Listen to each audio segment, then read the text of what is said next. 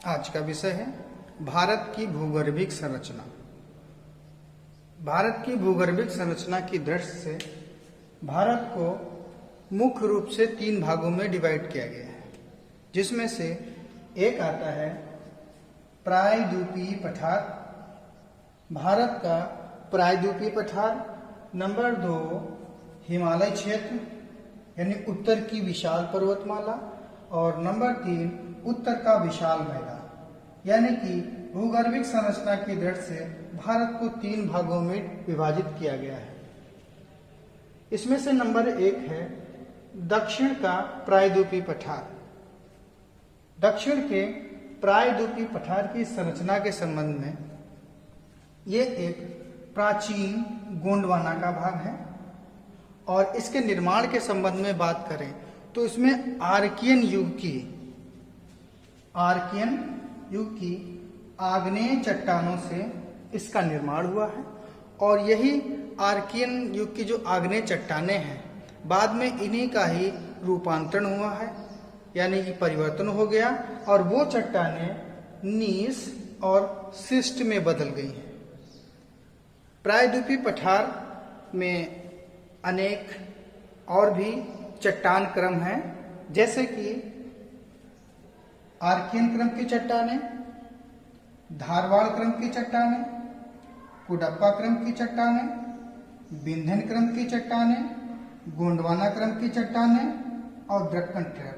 तो इस प्रकार से ये निम्न चट्टान क्रम है, देखते हैं। नंबर 1 आता है आर्कियन क्रम की चट्टानें। आर्कियन की क्रम की चट्टानें, इसका तात्पर्य हुआ ये उस समय की चट्टानें हैं जिस समय हमारी पृथ्वी का निर्माण हुआ था, उस समय की चट्टानें हैं, इसलिए इन्हें आद्यकल्प की चट्टानों के नाम से भी जाना जाता है। इनको आद्यकल्प चट्टान भी कहेंगे, इनको मूल चट्टान भी कहेंगे, और इन्हें प्राथमिक चट्टान भी कहेंगे। प्राथमिक का मतलब जिनका निर्माण सबसे पहले हुआ। इस प्रकार से इन चट्टानें यानी आर्कियन जो चट्टानें थी, इनका भी रूपांतरण हुआ, और रूपांतरण होने से ये नीस व शिस्ट में बदल गई। इसमें जीवाश्म नहीं पाए जाते हैं, यानी जीवावशेष का इसमें अभाव है, क्योंकि मूल चट्टानें हैं। उदाहरण के तौर पर देखें तो इसमें एक बुंदेलखंड नीस, बार बार इसमें एक शब्द आता है नीस। जान लेते हैं नीस क्या होता है। नीस एक रूपांतरित चट्टान है, मैंने पहले ही इसको बता चुका हूं तुमको। बेल्लारी नीस, बंगाल नीस और नील नीस। तो इस तरीके से ये आर्कियन चट्टानें थी, कहां कहां पाई गई। नंबर 2 धारवाड़ क्रम की चट्टानें।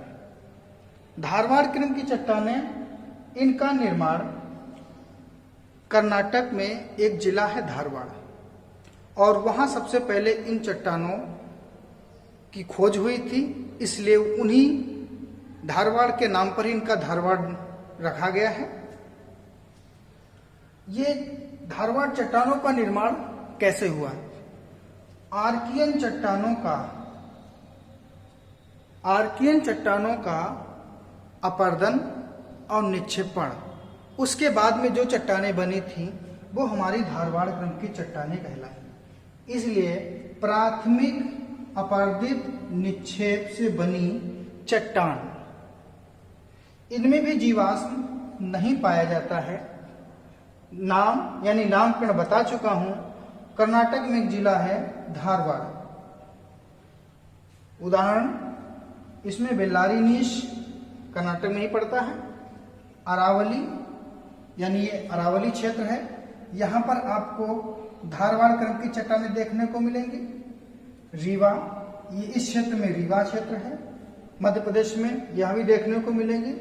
और छोटा नागपुर का पठार, ये छोटा नागपुर का पठार है, इस क्षेत्र में भी तुमको धारवाड़ क्रम की चट्टानें देखने को मिलेंगी। धारवाड़ की क्रम की चट्टानें खनिज की दृष्टि से बहुत ही बहुमूल्य हैं, जैसे खनिज प्रधान चट्टानें। अब खनिज प्रधान इसलिए कहते हैं क्योंकि इसमें सोना, चांदी, सीसा, जस्टा, एल्युमिनियम, बॉक्साइट आदि इस प्रकार से अन्य और भी खनिज पाए जाते हैं। नंबर 3 कुडप्पा क्रम की चट्टानें। ये कुडप्पा की क्रम की चट्टानों का नामकरण जो है, आंध्र प्रदेश में एक जिला है कुडप्पा, वहीं से सबसे पहले इनका खोज हुई थी, इसलिए उनको कुडप्पा नाम दिया गया।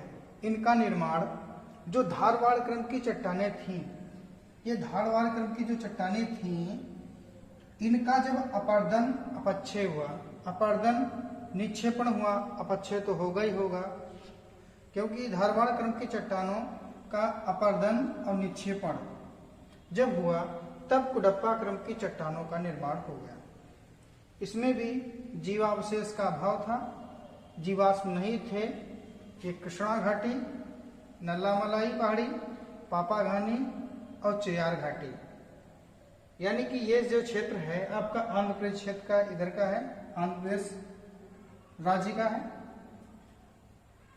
नंबर 4, विंध्य क्रम की चट्टानें। ये विंध्य क्रम की चट्टानें जो हैं, ये बहुत विशेष, परीक्षा की दृष्टि से बहुत ही महत्वपूर्ण है।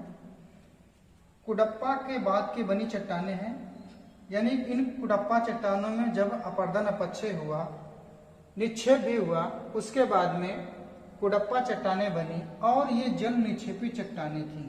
कैसे थीं? जल निक्षेपी चट्टानें थीं। और विंध्य क्रम की चट्टानें जो हैं, ये राजस्थान के चित्तौड़गढ़ से लेकर बिहार के सासाराम तक पाई जाती हैं। यहाँ राजस्थान का चित्तौड़गढ़ से लेकर के और बिहार के सासाराम तक विंध्य चट्टानें पाई जाती हैं। और सबसे बड़ी बात है, इनसे भवन निर्माण सामग्री प्राप्त होती है। कैसी प्राप्त होती है? भवन निर्माण सामग्री। इनमें से चूने का पत्थर भी पाया जाता है, बलुआ, लाल पत्थर भी पाया जाता है, और इसमें सीमेंट उद्योग के लिए भी सामग्री विंध्य क्रम की चट्टानों से ही प्राप्त की जाती है। इसको भवन निर्माण सामग्री इसलिए कहा गया था क्योंकि भवन बनते थे। सांची का स्तूप, दिल्ली का लाल किला, ये दिल्ली का लाल किला है, जामा मस्जिद, आगरा का किला, फतेहपुर सीकरी और सिकंदरा, ये जो मुख्य भवन थे वो विंध्य क्रम की चट्टानों से ही इनका निर्माण करवाया गया है।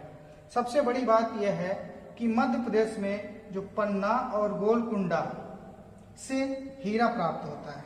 क्या प्राप्त होता है? हीरा प्राप्त होता है। तो इस तरीके से विंध्य क्रम की चट्टानें जो हैं बहुत ही महत्वपूर्ण हैं।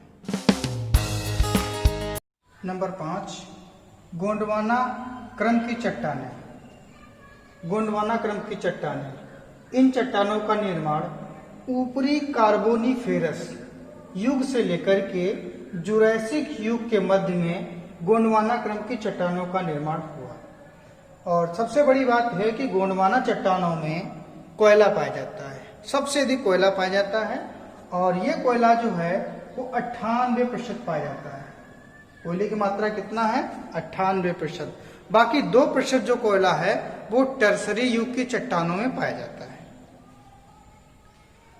इसमें मछली व रेंगने वाले जीवों के अवशेष प्राप्त हुए थे। क्या प्राप्त हुए थे? मछली व रेंगने वाले जीवों के अवशेष प्राप्त हुए थे। और इनसे पहले जो चट्टानें आपकी थीं, ये 4 क्रम जो चट्टानें थीं, इनमें जीवाश्मों का अभाव था। क्या था? जीवाश्म का अभाव। और गोंडवाना चट्टानें जो हैं, इनमें जो है तुमको जीवों के अवशेष मिल रहे हैं और रेंगने वाले जीवों के अवशेष तुमको देखने को मिल रहे हैं। इनका क्षेत्र देखें तो दामोदर नदी घाटी, महानदी घाटी और गोदावरी नदी घाटी तथा इनकी सहायक जो नदियां हैं, इनमें भी कोयला की मात्रा पाई जाती है। अर्थात गोंडवाना क्रम की चट्टानें इन क्षेत्र में हमको देखने को मिलते हैं। आपकी गोदावरी नदी है, ये महाराष्ट्र से इसका उद्गम है, महाराष्ट्र से इसका उद्गम है।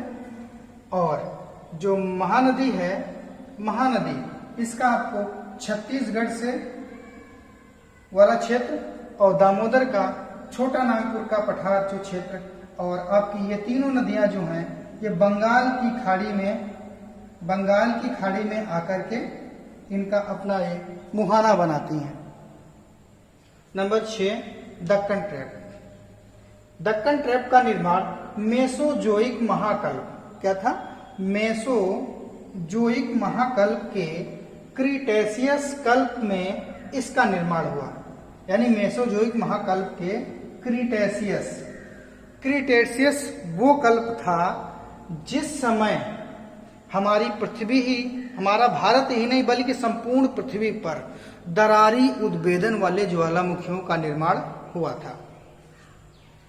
इनमें लावा की मोटाई जो पाई जाती है वो 600 से 1500 मीटर पाई जाती है, लेकिन कहीं कहीं लावा की मोटाई 3000 मीटर भी इस दक्कन ट्रैप अर्थात दक्कन ट्रैप में हमको इस क्षेत्र में देखने को मिलती है। ये जो क्षेत्र है, इस क्षेत्र में हमको लावा की मोटाई मतलब 3000 मीटर यानी कि 3 किलोमीटर मोटी परत देखने को मिलती है। और दक्कन ट्रैप चट्टानों में सबसे अधिक जो है वैसाल्टिक लावा का जमा हुआ था। किसका? वैसाल्टिक लावा का जमा हुआ था, और इसी वैसाल्टिक लावा की वजह से ही इसको दक्कन ट्रैप नाम दिया गया। नंबर बी पॉइंट है आपका उत्तर की विशाल पर्वतमाला। उत्तर की विशाल पर्वतमाला मैप पे आप लोग देख रहे हैं, ये उत्तर की विशाल पर्वतमाला है और इसके निर्माण के संबंध में कोबर का एक भूसंरचना सिद्धांत, कोबर कह दो चाहे क्रोबर कहो, बात एक ही है। क्रोबर महोदय का भूसंरचना सिद्धांत है हिमालय की उत्पत्ति के संबंध में। दूसरा इसमें है प्लेट विवर्तनिकी सिद्धांत, ये हैरी हेस का है। प्लेट विवर्तनिकी सिद्धांत इसका है, हैरी हेस का है। जान लेते हैं कि भूसंरचनाएं क्या होती हैं। किसी भी जलीय क्षेत्र के वो छिछले क्षेत्र, उन्हीं को भूसंरचनाएं कहा जाता है। तो हिमालय की उत्पत्ति के संबंध में कोबर महोदय ने यह बताया था कि भारतीय प्लेट उत्तर पूर्व दिशा की ओर, जैसे मान लेते हैं ये हमारा यूरेशिया है,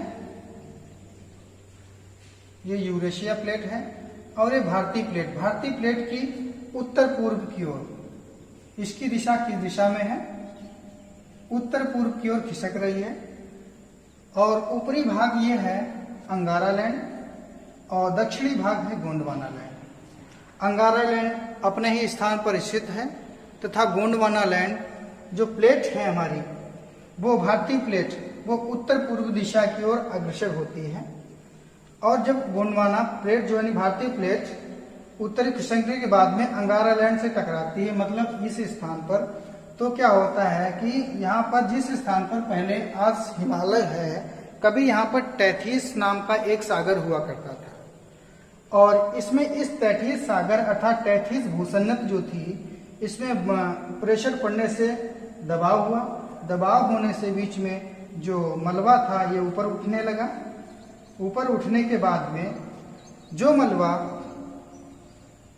ये अधिक ऊंचा उठ गया, इसको कोबर महोदय ने रेंडकैटन से संबोधित किया। और जो बीच में, जैसे ये रेंडकैटन हो जाएगा और ये रेंडकैटन हो जाएगा, और जैसे बीच में जो कम ऊंचाई का क्षेत्र अर्थात मध्यम ऊंचाई का क्षेत्र है, वो आपका स्वासिन वर्ग कहलाया। ये स्वासिन वर्ग है। जैसे कि एग्जाम्पल के लिए अगर हम लेते हैं तो इसमें कुनलुन आ जाएगा और पामीर का पठार इसमें है। तो इसमें हिमालय जो है कोई एक ही चरण में इसकी उत्पत्ति नहीं हुई है। इसकी उत्पत्ति जो है विभिन्न कालों में हुई है। जैसे हिमालय के जो इसमें श्रेणी क्रम है वो जान लेते हैं। जैसे ऊपर आता है आपका ट्रांस हिमालय, यानी हिमालय के पीछे का जो भाग है उसको हम ट्रांस हिमालय कहते हैं। हिमालय के पीछे का भाग क्या कहलाता है? ट्रांस हिमालय कहलाता है। और उसके बाद में जो ये उसके बाद पड़ता है उसको बोलते हैं ग्रेट हिमालय, यानी कि महान हिमालय है। फिर लघु हिमालय, फिर शिवालिक हिमालय। तो ये हिमालय के क्रम है। तो बृहत हिमालय का निर्माण सेनोजोइक महाकल्प के इयोसीन व ओलिगोसीन युग में बृहत हिमालय का निर्माण हुआ था। लघु हिमालय मायोसीन कल्प के पोटवार अवसाद से, यानी लघु हिमालय का जब बृहत हिमालय का निर्माण हो गया उसके बाद में मायोसीन कल्प में पोटवार का पठार, यहां पर पोटवार का पठार था, और जब पोटवार का पठार जो अवसाद था उससे लघु हिमालय का निर्माण हुआ। फिर आता है शिवालिक हिमालय। शिवालिक हिमालय की उत्पत्ति प्लायोसीन युग में हुई थी, और शिवालिक हिमालय जो है ये सबसे निचला है। तो ये था उत्तर की विशाल पर्वतमाला उत्पत्ति के संबंध में। कोबर का सिद्धांत बहुत ही महत्वपूर्ण है। हैरी हेस का भी है प्लेट विवर्तन की सिद्धांत। अगला पॉइंट आपका आता है सी, यानी लास्ट पॉइंट है, यानी उत्तर का विशाल मैदान। उत्तर का विशाल मैदान, इसके निर्माण के संबंध में अगर बात करें तो नदियों द्वारा लाई गई मिट्टी से जमाव के कारण इस मैदान का निर्माण हुआ है। नदी अवसाद, और ये नवीन भूखंड है। उत्तर का विशाल मैदान ये कैसा है? नवीन भूखंड। इसमें देखिए मैप पे, ये नवीन भूखंड है,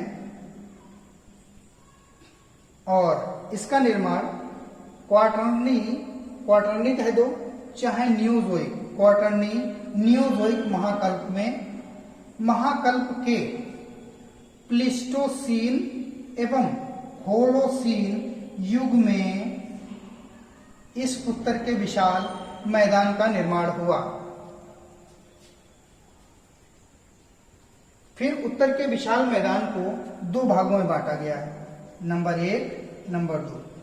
पहला है बांगर, इसको कहते हैं बांगर, और बांगर को हम अपनी भाषा में कह सकते हैं भूड़, यानी कि पुरानी जलोढ़, और ये कम उपजाऊ होती है। बांगर पुरानी जलोढ़ है, कम उपजाऊ है, इसको भूड़ कह सकते हैं। और दूसरा आता है इसमें खादर। खादर जो है ये नवीन जलोढ़ है। नवीन जलोढ़ यानी कि इसमें प्रति ईयर में, अर्थात हर साल इसमें बाढ़ का पानी आता है और नदी द्वारा लाए गए अवसाद को मैदानी क्षेत्र में बिखेर देता है, फिर जमाव हो जाता है, जिससे वो मैदान उपजाऊ होता है। इसीलिए हम इस खादर को उपजाऊ मैदान कह सकते हैं, बांगर को उपजाऊ नहीं कह सकते हैं।